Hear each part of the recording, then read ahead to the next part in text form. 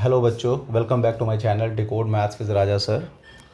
आज हम मैथमेटिक्स में क्लास 11th के लिए एक नया टॉपिक स्टार्ट करने वाले हैं एंड टॉपिक का नाम है परम्यूटेशंस। तो बच्चों, परम्यूटेशंस हम लोग बिल्कुल बेसिक से स्टार्ट करेंगे। तो और वो बच्चा जिसने आज से पहले कभी परम्यूटेशन का नाम नहीं सुना, वो आज ज़ीरो से हीरो सब कुछ समझने की कोशिश करेंगे और होपफुली सब कुछ अच्छे से आएगा आप लोगों को। तो यहाँ हम अपना पहला टॉपिक स्टार्ट कर रहे हैं इसमें, द टर्म द फैक्टोरियल। तो देखिए, फैक्टोरियल में ना बच्चों सबसे जो बेसिक चीज़ हमारी आती है, जिसकी अगर हम लोग बात करते हैं तो वो क्या चीज़ है। तो यहाँ हम देखते हैं, सबसे पहले एक टर्म यूज़ करते हैं। सपोज़ यहाँ पर इसे हम कहते हैं एन फैक्टोरियल।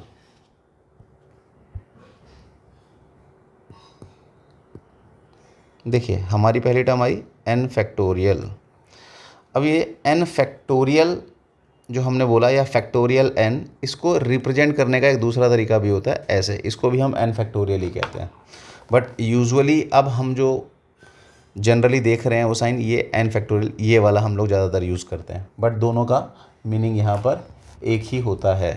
तो एन फैक्टोरियल से मतलब क्या होता है? इसका मतलब होता है कि जो भी आप रिज़ल्ट लिख रहे हैं उसे आप लिखते हैं 1 into 2 into 3 into 4 into so on last n-1 into N.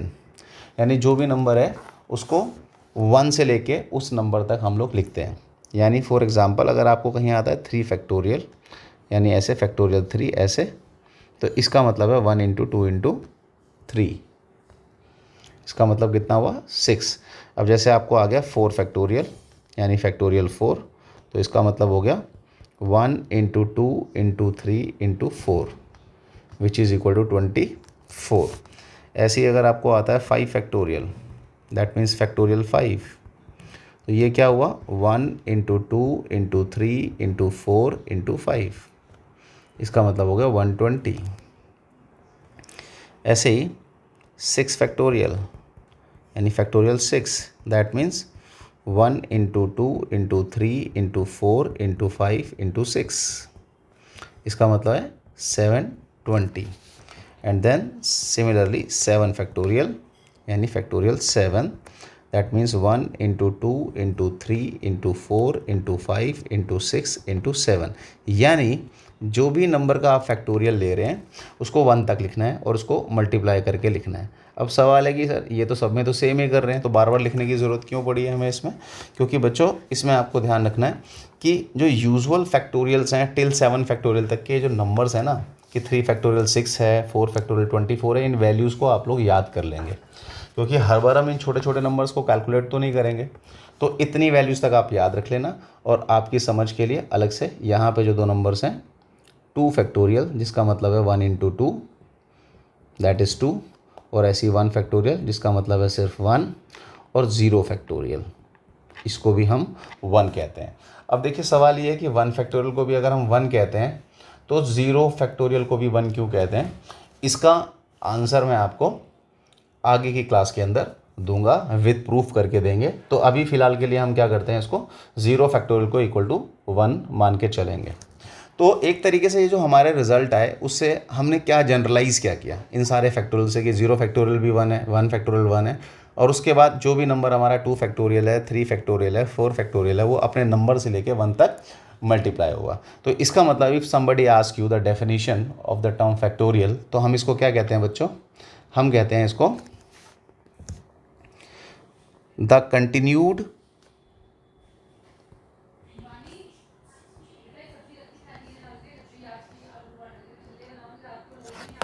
Product of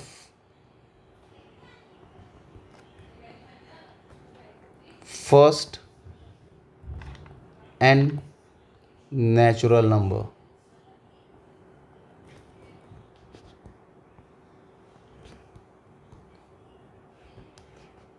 is called the n factorial,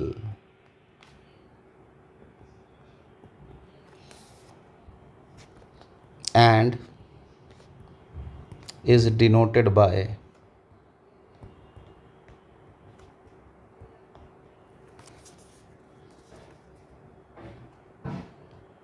n factorial और फैक्टोरियल n, तो जिसमें मैंने आपको पहले ही बताया था कि ये आजकल ज़्यादा फेमस है, ज़्यादा प्रचलित यही है, इसी को हम लोग यूजुअली हम टर्म्स में यूज़ करेंगे।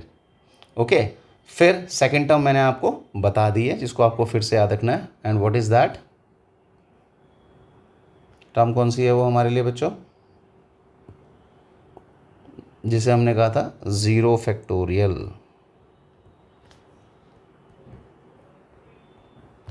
तो ये मैंने आपको कहा था, इसे ध्यान रखना है आपका, इसलिए स्पेशली इसे मेंशन कर रहा हूँ मैं अलग से कि जो जीरो फैक्टोरियल है बच्चों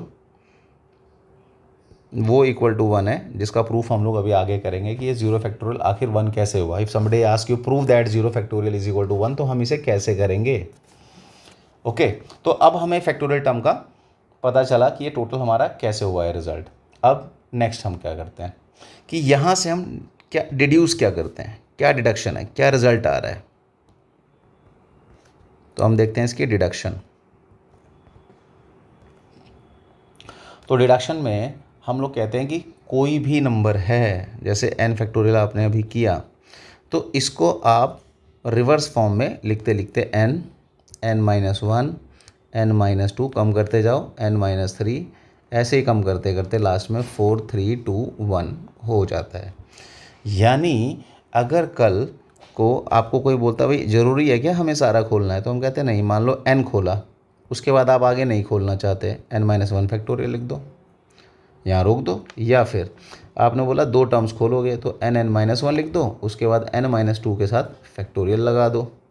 सिमिलरली जैसे एग्जांपल देता हूँ, कहीं 10 फैक्टोरियल है तो 10 फैक्टोरियल को आप लिख सकते हो 10 इंटू 9 फैक्टोरियल, या और खोलना है तो फिर से 9 खोल लो, अब आगे रुकना है तो 8 फैक्टोरियल कर दो, या 10 इंटू 9 इंटू 8 इंटू 7 फैक्टोरियल कर दो। सिमिलरली जहाँ तक आपके फैक्टोरियल्स आपको ओपन करने हैं आप वहाँ तक उसको ओपन कर सकते हो, उसमें कोई इशू नहीं आता। अब इसके ऊपर बेस्ड अगर हमें क्वेश्चन आता है तो हम देखते हैं क्या, सबसे पहले आओ इस पर बेटा क्वेश्चन देखते हैं कि आपको जो बेसिक क्वेश्चंस अगर हमें इसकी कैलकुलेशन के करने हैं, तो ये फैक्टोरियल टर्म ना, क्योंकि बच्चों परम्यूटेशन में सबसे ज़्यादा यूज़ होनी है, कॉम्बिनेशन में अब आपको यही सब यूज़ करना है, आगे जाके प्रोबेबिलिटी करोगे, प्रोबेबिलिटी में आपको यही करना है। क्योंकि अभी तक देखो आपने जो 10th क्लास तक जो आपने प्रोबेबिलिटी की थी, उस प्रोबेबिलिटी में ना आपको जब भी प्रोबेबिलिटी निकालनी होती थी, आपको कोई प्लेइंग कार्ड में से आपको कार्ड्स निकालने थे तो आप एक कार्ड निकालते थे। तो एक कार्ड को निकालने से ना हम लोग टोटल कैलकुलेशंस को कर सकते हैं, लेकिन अगर वही प्लेइंग कार्ड 52 में से अगर हमारे को 2 फाइंड आउट करने हो, 2 हमें ड्रॉ करने हो, तो उसके बहुत सारे केसेस बनते हैं और इन चीज़ों को हम लोग कॉम्बिनेशन परम्यूटेशन इन्हीं की हेल्प से सॉल्व कर सकते हैं। तो उसी के लिए ये फैक्टोरियल टर्म हमारी यूज़ होती है, जिसके बारे में हम लोग आज अपनी यहाँ पहली क्लास में परम्यूटेशन की पढ़ रहे हैं। अब इस पर बेस हम जैसे क्वेश्चन देखते हैं, वो पहला क्वेश्चन बच्चों आता है हमारा कंप्यूट। अब कंप्यूट क्या है? पहला क्वेश्चन अगर हम कहते हैं कंप्यूट में, उसने हमें दिया कि 20 फैक्टोरियल बाय 18 फैक्टोरियल, ये हमें कंप्यूट करना है। तो हमने कहा भाई ठीक है, अगर हमें ये कंप्यूटेशन करना है तो what is that 20 factorial upon 18 factorial. तो जैसा मैंने आपको सिखाया कि फैक्टोरियल टर्म्स के साथ हम लोग क्या करते हैं, इसको सिंपली सॉल्व करते हैं। 20 इंटू 19, नीचे 18 था, इंटू 18 फैक्टोरियल, और नीचे भी कौन है 18 फैक्टोरियल। अब ये दोनों टर्म सेम है तो ये 18 फैक्टोरियल से 18 फैक्टोरियल कैंसिल हो गया। अब जब ये कैंसिल हो गया तो अब आपका रिजल्ट कितना रह गया 20 इंटू 19 यानी 380, ये आपका आंसर हो गया। ओके, तो ये हमारा कंप्यूटेशन है। तो यानी हमने जनरलाइज किया कि भाई कुछ छोटी छोटी सी बातें अगर हम यहाँ पर याद रखने की कोशिश करें तो हम लोगों को क्या याद रखना है, इसमें ध्यान रखिएगा, things to remember.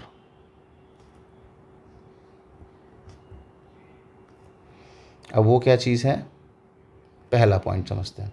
Things to remember में पहली चीज़ समझेंगे फैक्टोरियल टर्म्स के लिए बच्चों, कि कभी भी दो नंबर्स एग्जांपल ये 4 फैक्टोरियल प्लस 3 फैक्टोरियल, कभी भी दो फैक्टोरियल टर्म्स को आप ऐड नहीं कर सकते। अब एग्जांपल देख लीजिए, जैसे अभी हमने जब ऊपर कैलकुलेशन की थी तो आपको मैंने बताया था 7 फैक्टोरियल का मतलब होता है 5040 यानी 5040। तो RHS एक तरीके से हमें यहाँ दिखा रहा है कि जो 7 फैक्टोरियल है वो तो 5040 है, जबकि इसके RHS में अगर हम देखें 4 फैक्टोरियल प्लस 3 फैक्टोरियल का मतलब समझते हैं। देखिए 4 फैक्टोरियल कितना किया था हमने 24 और 3 फैक्टोरियल कितना है 6, तो इसके हिसाब से तो आंसर 30 आ रहा है। तो LHS not equal to RHS।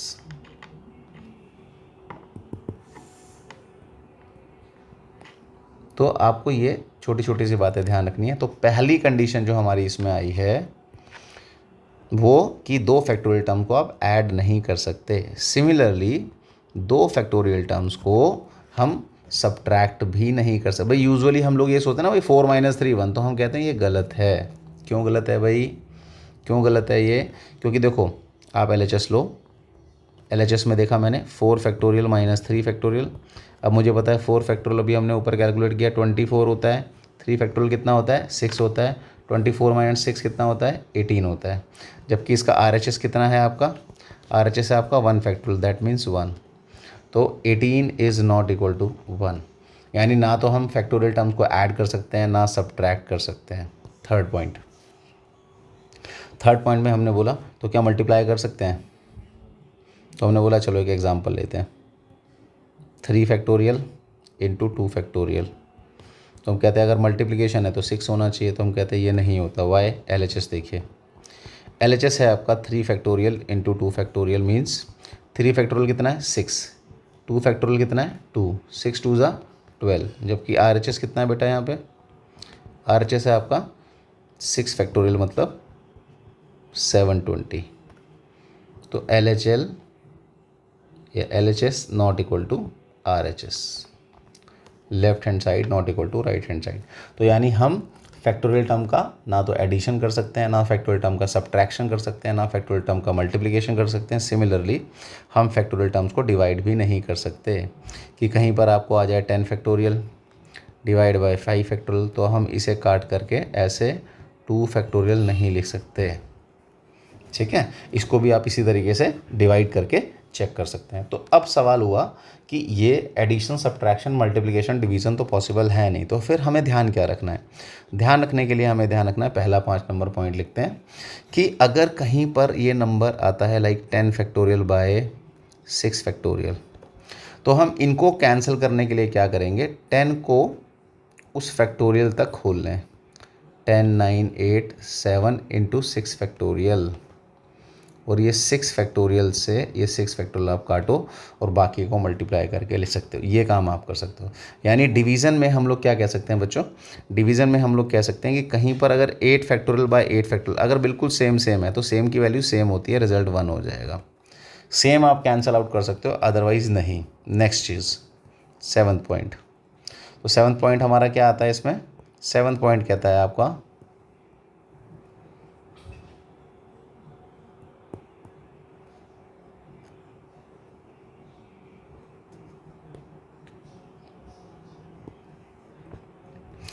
That LCM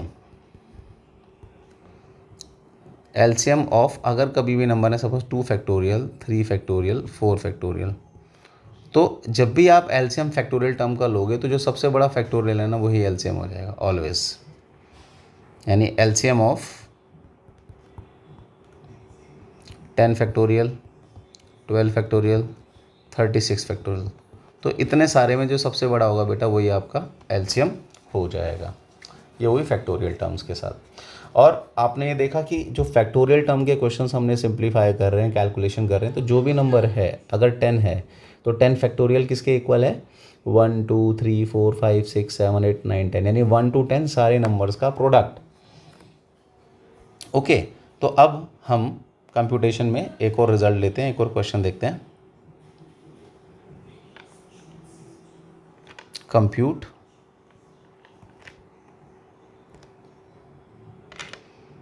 10 factorial by 7 factorial 3 factorial.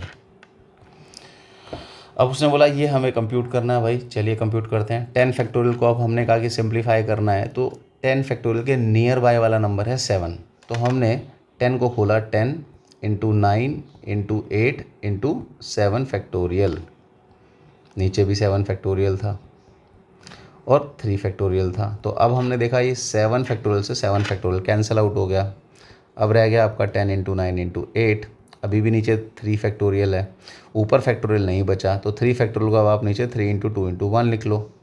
तो अब ये क्या हो गया आपका बेटा, 3 से ये कैंसिल हो गया, 3 3 ज़ा 2 से ये कैंसिल हो गया, 2 4 ज़ा 8। तो अब यहाँ से रिज़ल्ट कितना आ गया हमारा, अगर हम इसे कैलकुलेट करें यहाँ तो ये बन गया आपका 10 इंटू 3 इंटू 4 यानी 120, ये आंसर हो जाएगा। तो जब भी आपको फैक्टोरियल टर्म्स आएंगी आपको अपने रिजल्ट्स को इसी तरीके से कंप्यूट करना है। ओके, अब हम इसके नेक्स्ट क्वेश्चन को देखते हैं। नेक्स्ट में कहते हैं, ये नेक्स्ट क्वेश्चन देखते हैं, इसमें कहते हैं दैट कन्वर्ट द फॉलोइंग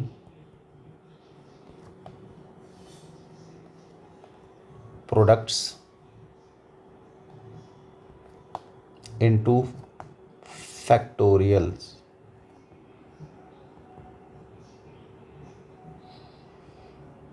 तो अब हम कन्वर्ट करने जा रहे हैं फॉलोइंग इनटू फैक्टोरियल। जैसे फॉर एग्जांपल फर्स्ट अगर मैं केस लेता हूँ उसमें वो हमें देता है 5 into 6 into 7 into 8 into 9 into 10, पहला क्वेश्चन। ओके, दूसरा क्वेश्चन लेते हैं 2 into 4 into 6 into 8 into 10 into 12। Okay, तो अब इसने हमें बोला कि भाई हमें इसे कन्वर्ट करना है। तो अब हम स्टार्ट करते हैं कन्वर्जन में। पहले मैंने लिखा सॉल्यूशन। सॉल्यूशन में मैंने देखा कि अगर मेरा नंबर 5 6 7 8 है, 9 10 है, तो मैंने देखा कि मुझे इस रिजल्ट को कन्वर्ट करने में, कंप्लीट करने में कमी क्या है। देखो 5 से लेकर 10 तक तो सब कुछ कंसेक्यूटिव ओके है, अब इसमें कमी है 1 2 3 4, इस नंबर की कमी है कि अगर 1 2 3 4 हो जाए तो ये पूरा नंबर कंसेक्यूटिव हो जाएगा। तो हमने क्या किया, इस रिजल्ट को ऊपर नीचे 1 2 3 4 से मल्टीप्लाई कर दिया। अब ये मल्टीप्लाई करने से ऊपर का आंसर बन गया 1 2 3 4 5 6 सो ऑन 8 9 10। ठीक है, हमने पूरे को एक बार आपको ये लिख करके दिखा दिया ताकि आपको ये चीज़ अच्छे से समझ आ जाए। ये सब मल्टीप्लिकेशन के साइन है डॉट्स वाले। तो अब ऊपर वाला रिजल्ट बन गया बेटा 10 फैक्टोरियल और नीचे 1 2 3 4 है तो ये हो गया 4 फैक्टोरियल। आंसर बहुत सिंपल है। जब भी ऐसे क्वेश्चन आएंगे आपको हमेशा बेटा ऐसे ही करना है। अब इसका देखते हैं हम लोग सेकेंड पार्ट। अब सेकेंड पार्ट में इसने हमें क्या दिया, इसने हमें क्वेश्चन में दे दिया 2 4 6 8 10 12। अब हमने देखा कि इस रिज़ल्ट को अगर मुझे फैक्टोरियल्स में कन्वर्ट करना है तो ऑब्वियस सी बात है कि आपके पास नंबर्स कंसेक्यूटिव होने चाहिए 1 2 3 4 करके। अब ये सारे के सारे नंबर्स मुझे इस क्वेश्चन में क्या दिख रहे हैं, अगर आप इसे ध्यान से देखो ये सारे के सारे नंबर इसमें इवन नंबर्स हैं। ठीक है, और सारे के सारे मल्टीप्लिकेशन में भी हैं। तो सबसे पहले हम टर्म गिनते हैं, ये टर्म्स कितनी हैं 2 4 6 3 ये हो गए, 8 10 12 3 ये हो गए, टोटल 6 टर्म्स हैं। अभी अगर टोटल 6 टर्म्स हैं, अगर ये सारी टर्म प्लस में होती तो इसमें से हम 2 कॉमन निकाल लेते, एक 2 आता। बट क्योंकि 2 हर टर्म में और मल्टीप्लाई हो रहा है तो हम क्या करते हैं इसमें से 2 कॉमन निकालते हैं और 2 जितनी टर्म्स हैं उतने टाइम्स बाहर कॉमन आ जाएगा। तो अब ये बचेगा 1 into 2 into 3 into 4 into 5 into 6 और 2⁻6 कितना होता है 64। अगर आप चाहो तो इसको ऐसे लिख दो 64 और ये अंदर 1 2 3 4 5 6 पूरा हो गया 6 फैक्टोरियल। तो इस तरीके से आप अपने इस आंसर को ऐसे भी लिख सकते हो या 2⁻6 इंटू 6 फैक्टोरियल, जैसे भी आपको ठीक लगे। दोनों हमारे रिजल्ट इसमें ओके हैं, आप इसको ऐसे कर सकते हैं। ओके, नेक्स्ट अब जैसे मैंने आपको बताया एलसीएम पर हम एक क्वेश्चन ले लेते हैं। अभी आपका रिकॉल हो जाएगा जो आपने सीखा है कि आपको समझ में आया है कि नहीं। तो उस नेक्स्ट क्वेश्चन में हम कहते हैं कि फाइंड द LCM of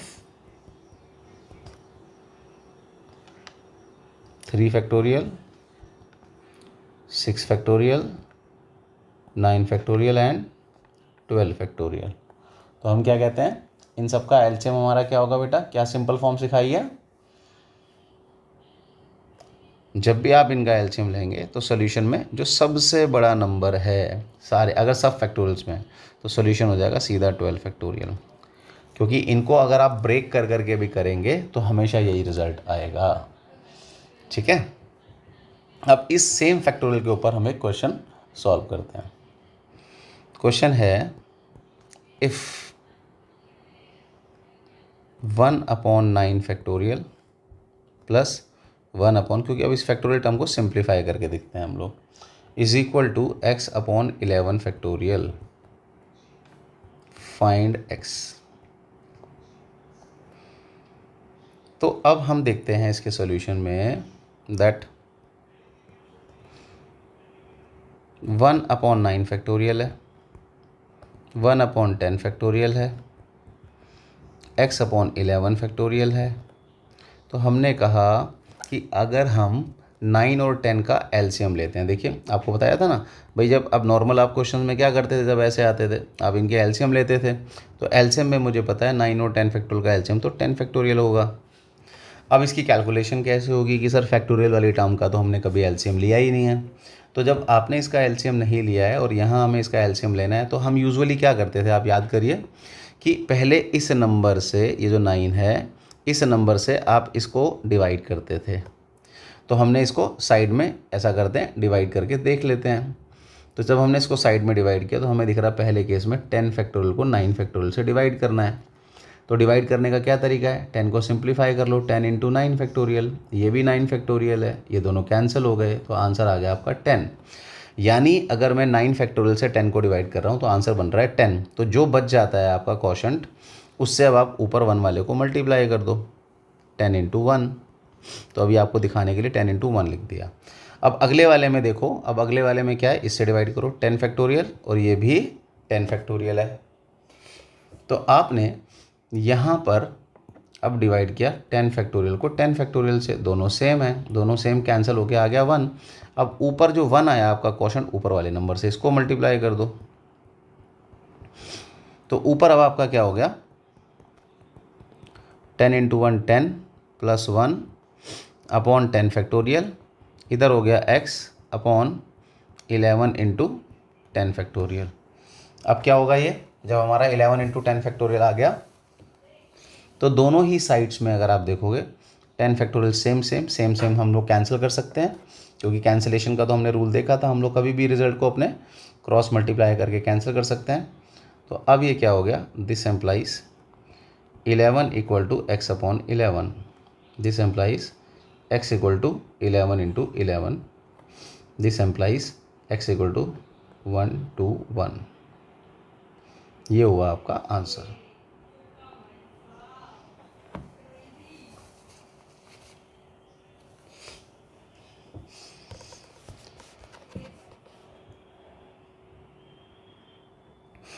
इसके बाद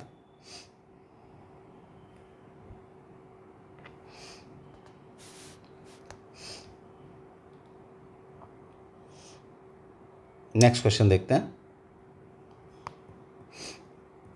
नेक्स्ट में find n if, first case, n + 2 factorial is equal to 2550 × n factorial. इसका सेकेंड पार्ट ले लेते हैं, n + 1 factorial equal to 12 × n - 1 factorial. तो आओ अब इसका सोल्यूशन देखते हैं हम लोग। अब इसके सोल्यूशन में क्या है, पहले हमने इसमें लिया n + 2 फैक्टोरियल, इधर है 2550 n फैक्टोरियल। तो अब हमने देखा, इसमें हम देखते हैं कि ये है n + 2 फैक्टोरियल, तो n में ये +2 है और ये खाली n है, 2 कम है, तो कैंसिल तभी हो सकते हैं जब सेम है। तो जब भी कभी आपको ऐसी 2 फैक्टोरियल की टर्म्स मिलेंगी तो आप क्या करोगे, उसको जो उनमें से स्मॉलेस्ट है उसे कुछ नहीं कहना, जो बड़े वाला है उसे कम कम करके फैक्टोरियल्स में लिखो। अब बड़ा n + 2 है तो n + 2, अब एक कम किया n + 1, फिर एक कम किया n, तो n फैक्टोरियल वही से मैच कर गया, तो ऐसे लिख दिया। अब ये रह गया 2550 × n फैक्टोरियल। अब क्या करेंगे इससे, अब दोनों साइड से देखो, n फैक्टोरियल से n फैक्टोरियल कैंसिल। अब क्या करेंगे हम, दिस एम्प्लाइज, अब बचा गया n+2। अब कुछ लोग क्या करते हैं यहाँ पर कि जब देखा n+2 n+1 और यहाँ देखा 2550, तो कुछ लोग कहते हैं सर अब तो इसे हम खोल लेंगे, क्वाड्रेटिक इक्वेशन बन जाएगी और फैक्टराइज कर लेंगे। तो इसकी भी ज़रूरत नहीं है। फैक्टराइज करने से भी ज़्यादा आसान तरीका हमारे लिए क्या होता है कि जब मुझे पता है कि मेरे LHS में लेफ्ट हैंड साइड में 2 कंसेक्यूटिव प्रोडक्ट्स हैं, तो अपने RHS के नंबर जो 2550 है, इसको भी 2 कंसेक्यूटिव प्रोडक्ट में आप ब्रेक करो। अब इसको ब्रेक जब आप करोगे कोई भी फैक्टर्स बना के, तो बस ये ध्यान रखना है कि दोनों नंबर्स आपके सेम के आसपास बन जाने चाहिए। तो अब जैसे 2550 को आप फैक्टराइज करोगे ना, तो 51 × 50 का फैक्टर बनेगा। आप इसको प्राइम फैक्टराइजेशन से करोगे और ऐसे मल्टीप्लाई करोगे कि 2 क्लोजेस्ट फैक्टर्स बनने चाहिए बिल्कुल कंसेक्यूटिव। जो भी 2 कंसेक्यूटिव बनेंगे तो उसमें क्या होगा, जैसे अभी हमने इसका फैक्टर लिखा कि n+2 ग्रेटर नंबर है और इस ग्रेटर की टक्कर में कौन हो गया 51, और यहाँ ये जो n+1 नेक्स्ट नंबर है तो उसके जस्ट नेक्स्ट 50 है। तो इसका मतलब क्या हुआ, इसका मतलब हुआ कि जो क्वेश्चन की कंडीशन के हिसाब से, क्वेश्चन की कंडीशन के हिसाब से क्या आ रहा है बेटा इसमें कि जो ग्रेटर नंबर है n+2 वो किसके इक्वल हो गया 51 के, और n+1 वो किसके इक्वल है 50 के। यानी n कितना है 49, इधर से भी n कितना है 49, तो कोई सा भी ले लो, दोनों से सेम ही आंसर आना है। तो आप इसको ऐसे कन्वर्ट कर सकते हो, ठीक है। सिमिलरली अगर हम अपने सेकेंड पार्ट को देखते हैं, आओ सेकेंड पार्ट के सॉल्यूशन में अब हम देखते हैं यहाँ पर, इसमें इसने क्या किया है n+1 factorial 12 × n-1, same procedure आप इसमें भी करेंगे। ये कितना होगा, n+1 को बड़ा नंबर था, इसे ओपन किया n+1 × n × n-1 फैक्टोरियल। उधर भी देखो RHS में n-1 है,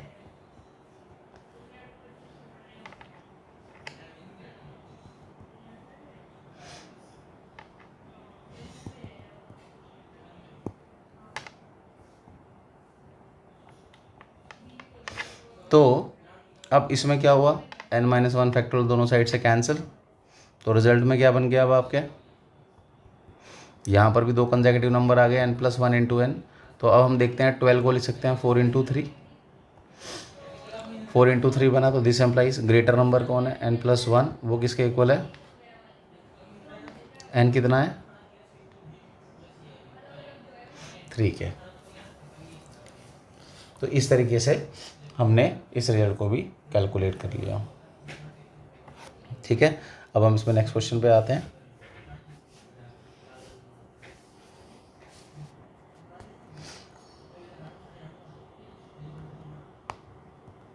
if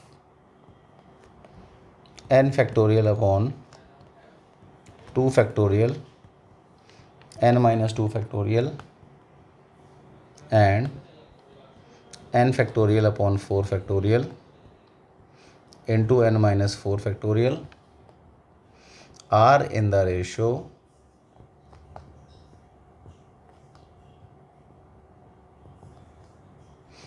2:1, find the value of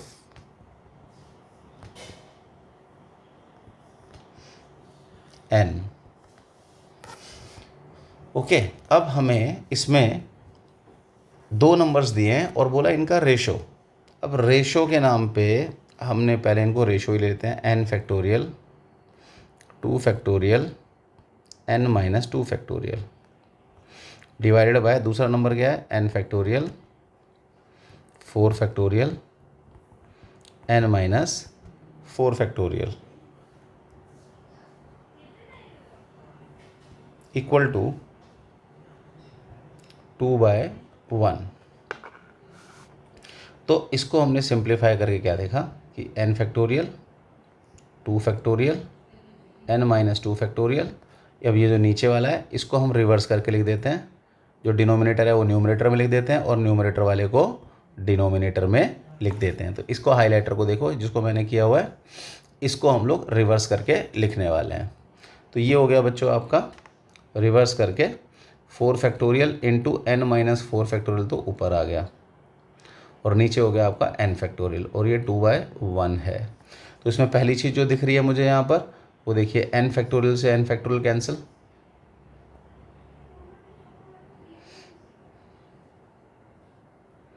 this implies.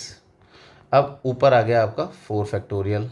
आराम से करते हैं, पहले एक बार आप इसको ध्यान से समझिए, इसके बाद समझने के बाद आप इसमें कोई शॉर्टकट लगा के कैलकुलेशन करना चाहते हैं कर सकते हैं, कोई इशू नहीं है। बस एक बार इसको ध्यान से समझेंगे और इसके बाद इसको आगे करेंगे। तो बच्चों अब इसमें क्या हुआ देखिए, 4 फैक्टोरियल की टर्म है। अब मैंने इसमें देखा कि ये जो मेरा ये 4 फैक्टोरियल दिख रहा है, ये देखिए ये 4 फैक्टोरियल और ये 2 फैक्टोरियल। तो कभी भी दो फैक्टोरियल्स कंपैरिजन हो रहे होते हैं, जब भी कुछ कंपैरिजन हो रहा होता है तो उसमें जो बड़े वाला फैक्टोरियल है ना उसको ही सॉल्व करना है, उसी को सिंपलेस्ट फॉर्म में लाना है। और ऐसे ही अब दूसरे वाली साइड पर देखो, ये n-4 है, यानी n में से 4 सब्ट्रैक्ट कर रहे हैं, इसमें n में से 2 सब्ट्रैक्ट कर रहे हैं।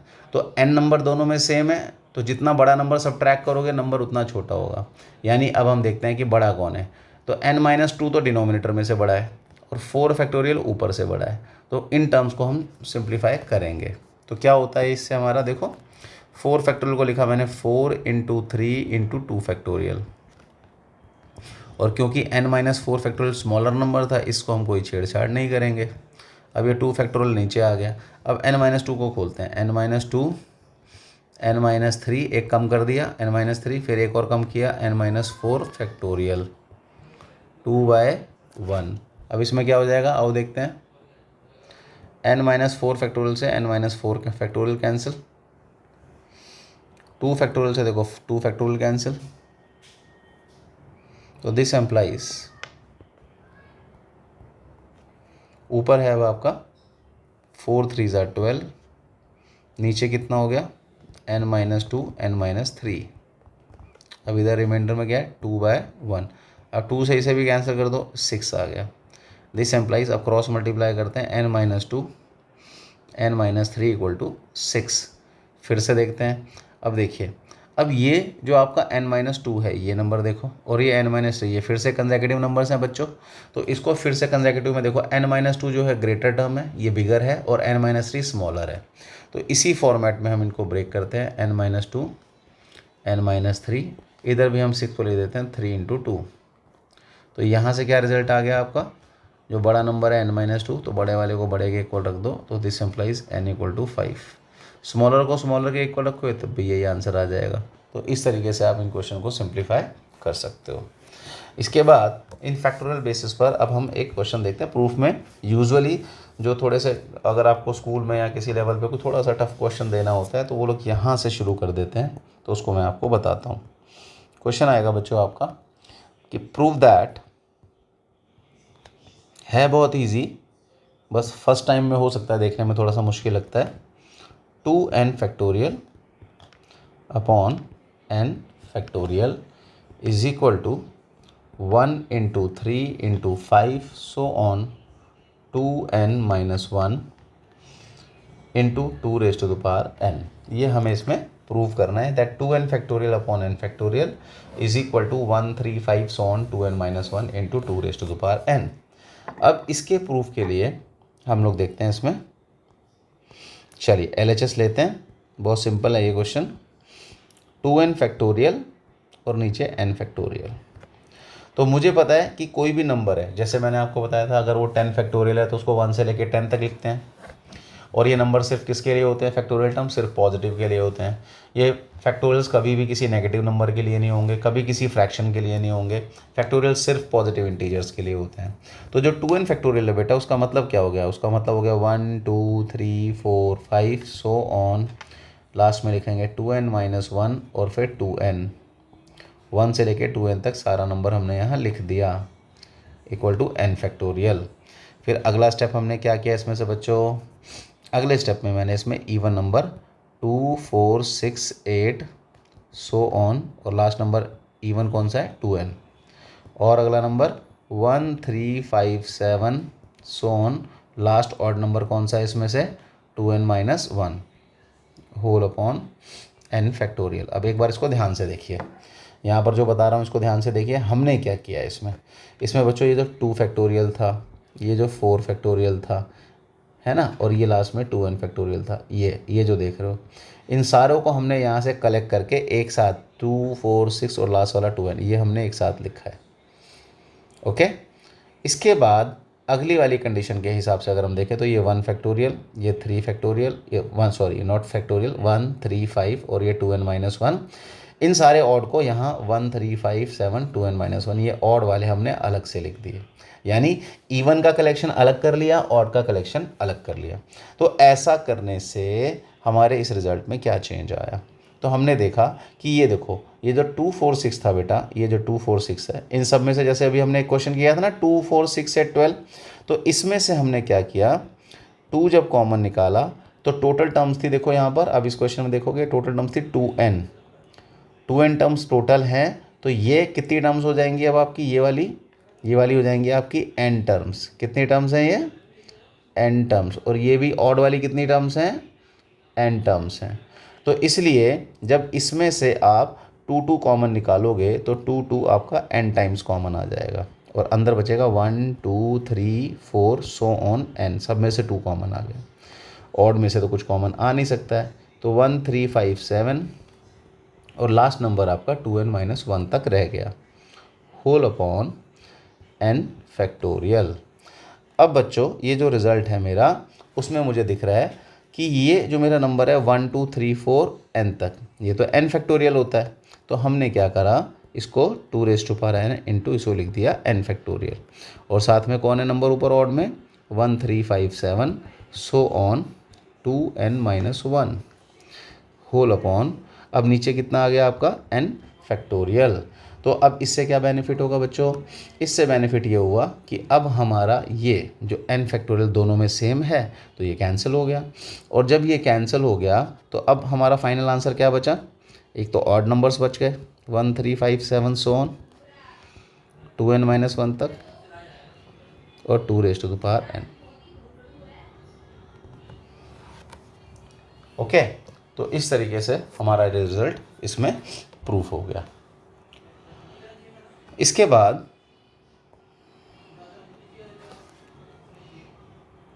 नेक्स्ट क्वेश्चन में देखते हैं कि अगर आपसे कोई कहता है कि prove that n factorial plus 1 is not divisible by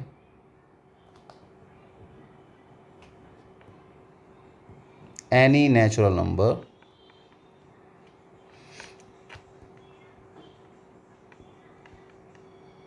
between 2 and n।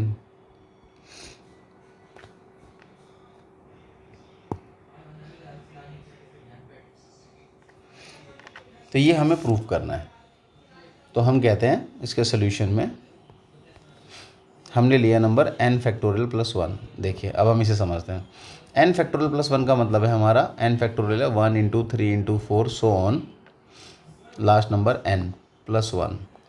अब देखिए ज़रा ध्यान से, ये क्वेश्चन जो है पूरा प्रोडक्ट है 1 से लेके n तक का। तो इसने बोला है 2, इस क्वेश्चन में यहाँ इसने दिया है 2 to n। अगर मैं इसको देख रहा हूँ 2 to n में, तो सोचिए ये पूरा रिजल्ट जिसको मैं इससे हाईलाइट कर रहा हूँ, इसको मैं 2 से डिवाइड कर सकता हूँ, और जब मैं इसको 2 से डिवाइड कर सकता हूँ तो +1 रिमाइंडर आएगा।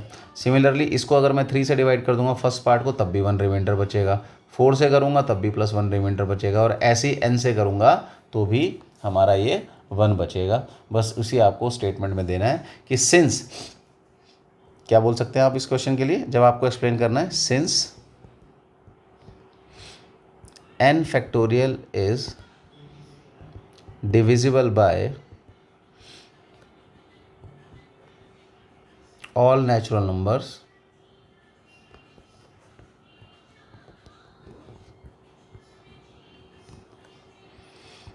between 2 and n, this implies n factorial plus 1 will always give remainder 1 when we divide it by any of the number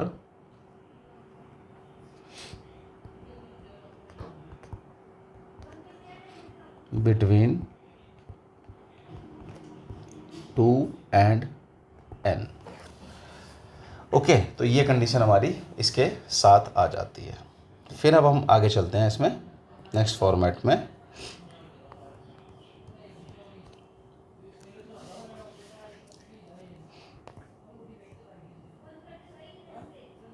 prove that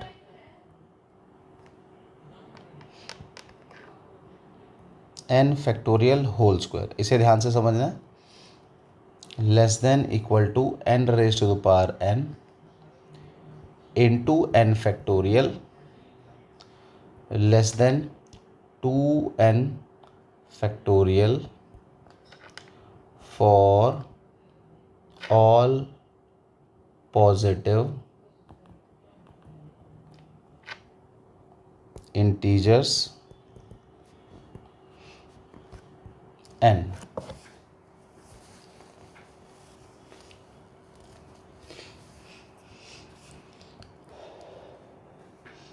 देखिए, अब हम इसके सॉल्यूशन को समझते हैं कि इसके सॉल्यूशन में हमारा रिजल्ट क्या आता है। कि देखिए, इसमें इसने हमसे पहली कंडीशन में मांगा कि जो n फैक्टोरियल का होल स्क्वायर है ना, वो n factorial into n raise to the power n। पहले इस कंडीशन को एक एक करके दोनों कंडीशन को वेरीफाई करेंगे। पहले इसको वेरीफाई करेंगे और फिर इसको वेरीफाई कर लेंगे। ओके, तो पहले वाली कंडीशन के लिए हम लोग इसका स्टार्ट करते हैं। बहुत सिंपल सी फंड है। हम लोग यहाँ से, अगर हमें कभी इसे एक्सप्लेन करना हो और अगर कभी आपको एग्जाम में स्कूल में आपसे कभी कोई टीचर डिफ़िकल्ट क्वेश्चन समझ कर कि भाई ये डिफ़िकल्ट है, देखते हैं हमारे बच्चों को आता है कि नहीं, कर पाएंगे कि नहीं, तो हम सोचते हैं कि ठीक है भाई, पहले से थोड़ा तैयार करके जाते हैं, थोड़ा सा मुश्किल करके जाते हैं, तो फ़र्क क्या पड़ता है, इसे भी हम प्रूव कर लेंगे। तो इतना डिफ़िकल्ट ये नहीं है और बहुत ही बेसिक कॉन्सेप्ट पर ये बच्चों हमें यूज़ में आ जाएगा। कैसे, देखिए, अब मैंने स्टार्ट किया सबसे पहले n फैक्टोरियल, देखते हैं अब इसमें इसने क्या बोला, अब इसको हम समझते हैं।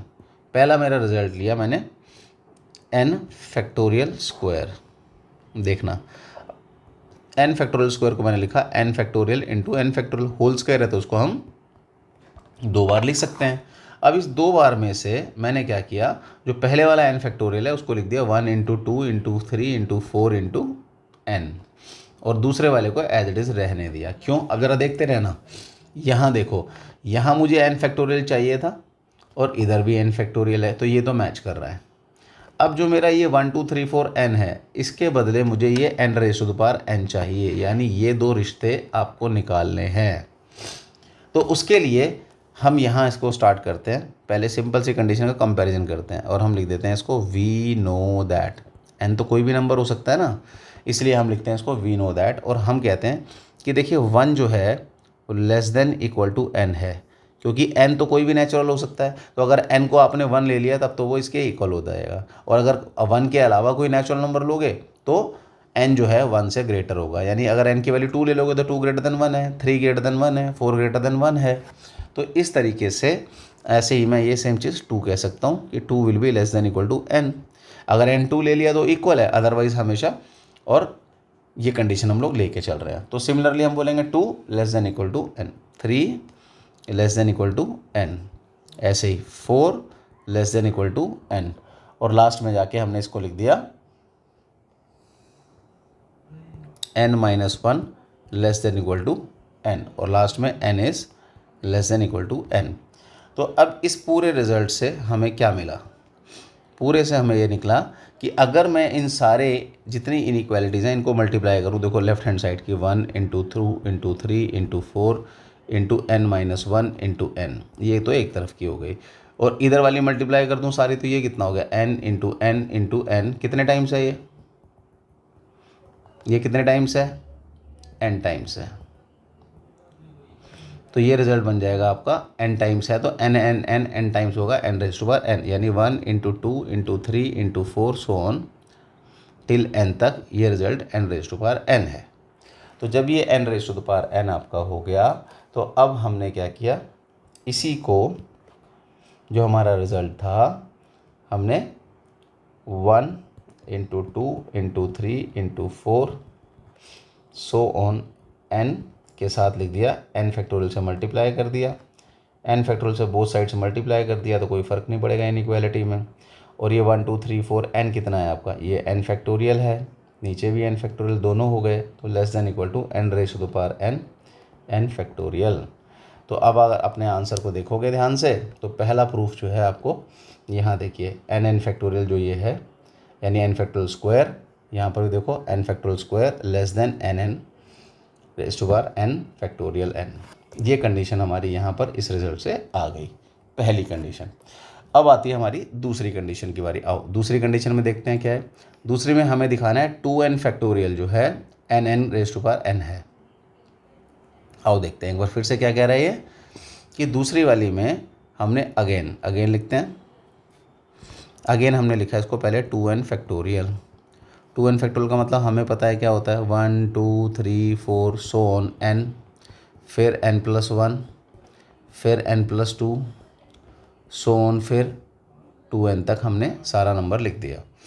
फिर मैंने क्या किया कि जो ये मेरा 2n फैक्टोरियल है इसमें जो पहला नंबर 1 से लेके n तक था, 1 से लेके n तक को मैंने लिख दिया n फैक्टोरियल। अब बचा क्या अंदर हमारा, अब बचा n+1, n+2, n टर्म्स बच जाएंगी, सो ऑन 2n। ये कितनी टर्म्स हैं अगर हम देखें तो ये है n टर्म्स, और इधर हमारा कौन है बेटा, 2n फैक्टोरियल है। अब हमने फिर फर्दर सिंप्लीफाई किया, इधर देखो अगेन। अब मुझे पता है अगर मैं इसी कंपैरिजन को फिर से करूं नाउ, तो मैं क्या कहता हूं कि जो n+1 है greater than equal to n है, n+2 है greater than equal to n है, n+3 है greater than equal to n है, सो ऑन। ऐसी लास्ट में 2n greater than equal to n है। तो इस पूरे आंसर से ये भी n टाइम्स जो रिजल्ट था उससे फिर हमें क्या मिला, इनको मल्टीप्लाई करके सारी इनइक्वालिटीज़ को मल्टीप्लाई करो, n+1, n+2, n+3 so on 2n। और इधर से ये आपका n कितने टाइम्स हो गया, greater than equal to n raise to the power n।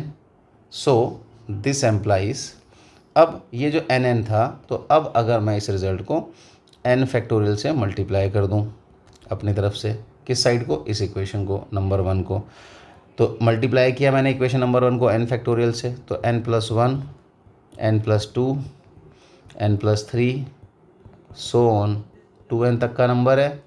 और इसको मल्टीप्लाई किया आपने किससे, n फैक्टोरियल से, दोनों तरफ कर दिया। तो अब आप इस पूरे रिज़ल्ट को देखिए बच्चों, n फैक्टोरियल से n+3 2n तक, ये क्या हो जाएगा बच्चे आपका, ये पूरा बन गया आपका 2n फैक्टोरियल। और ये ग्रेटर देन इक्वल टू क्या है, n raise to power n into n factorial. Okay, तो इसका मतलब ये हुआ कि this implies n raise to power n into n factorial is less than equal to 2n factorial. ये कौन सी कंडीशन नंबर 2 हो गई आपकी, है ना। एक कंडीशन जो अभी हमने वेरीफाई की थी, मान लो ये कंडीशन नंबर 1 हो गई आपकी, ठीक है। इसको बीच में हमने इसको भी 1 दिया था, ज़रूरत नहीं है, हटा लेते हैं इसको क्योंकि इसकी तो हमें ज़रूरत है नहीं है। तो अब हम सीधा इन दोनों से लिख देते हैं फ्रॉम 1 and 2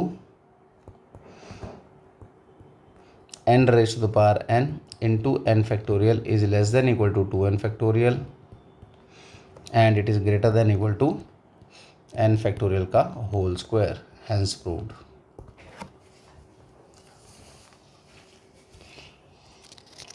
ठीक है बच्चों, तो ये जो हमारे क्वेश्चंस हैं जो हमने आज किए हैं, ये हमने इनके बिल्कुल जो बेसिक्स हमारे फैक्टोरियल पर बेस्ड क्वेश्चंस है वो हमने किए हैं।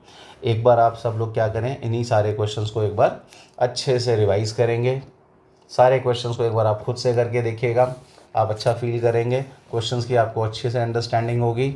अब हम क्या करने जा रहे हैं बच्चों, अपने इस क्वेश्चन के जो हमारे डिस्क्रिप्शन बॉक्स में क्या क्या चीज़ें हम आपको देने वाले हैं, एक तो क्लास नोट्स जिसका आपको लिंक मिल जाएगा जो अभी हम लोग क्लास में कर रहे थे, आपको होमवर्क के क्वेश्चंस मिल जाएंगे, और जो भी आपकी क्वेरीज़ हैं उसके लिए जो हमारी जीमेल आईडी है वो आपको यहाँ पर आपको डिस्क्रिप्शन बॉक्स में मिल जाएगी।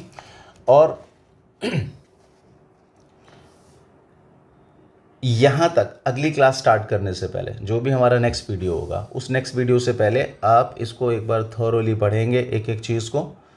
यहाँ तक जितना बताया है अगर आप इसको अच्छे से कर करके नेक्स्ट क्लास को अटेंड करते हैं तो आपको और अच्छा फील आएगा। एक बात ध्यान रखिए कि जो टॉपिक्स होते हैं वो हमेशा कनेक्टिंग होते हैं, तो ये जो बिगिनिंग है अगर इसको आप अच्छे से करेंगे तो सेकंड क्लास में आपको कोई भी दिक्कत नहीं आएगी। तो थैंक यू बच्चों, आई होप कि आप सभी को आज की वीडियो पसंद आई होगी। नेक्स्ट वीडियो में फिर मिलेंगे, तब तक के लिए सी यू ऑल। हाँ, और एक चीज़ क्या नाम मैं भूल गया, kindly like share and subscribe to my channel. Thank you so much.